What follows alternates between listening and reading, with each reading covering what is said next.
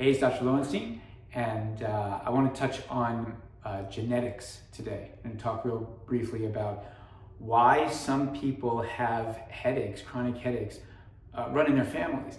And the reason for this is kind of wrapped up in the anatomic considerations of migraine. So neurologists and many people think about the chemical reactions and whatnot that are causing your pain. What we now know is that headaches are largely because of your anatomy and peripheral nerves in the back and the front of the head get compressed, and this causes you to have pain. And that pain can be diagnosed as migraine or occipital neuralgia or other chronic headache syndromes.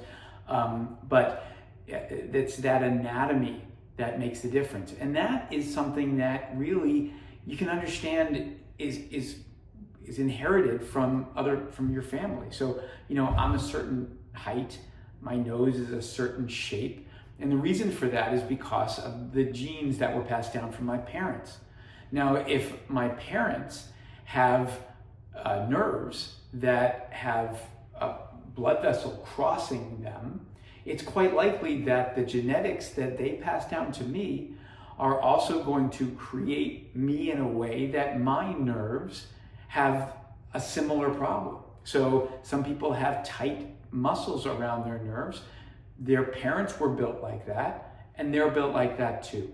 So now it gives us kind of some understanding about how genetics relates to chronic headaches, and some understanding of why we really need to think of headaches as an anatomic situation, as opposed to not just the chemical reactions that cause the pain. It's the anatomic situation that triggers the chemical reactions.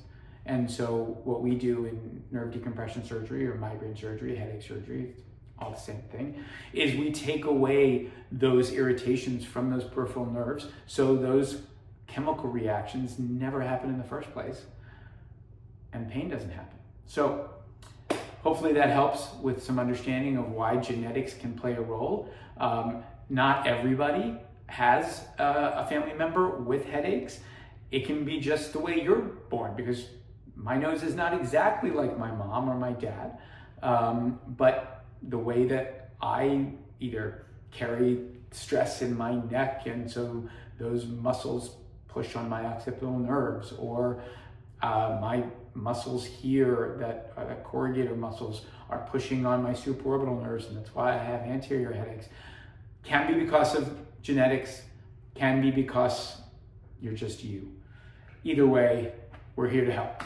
All right, any questions, headachesurgery.com, lots of information there. Call our facility, make a consultation with me.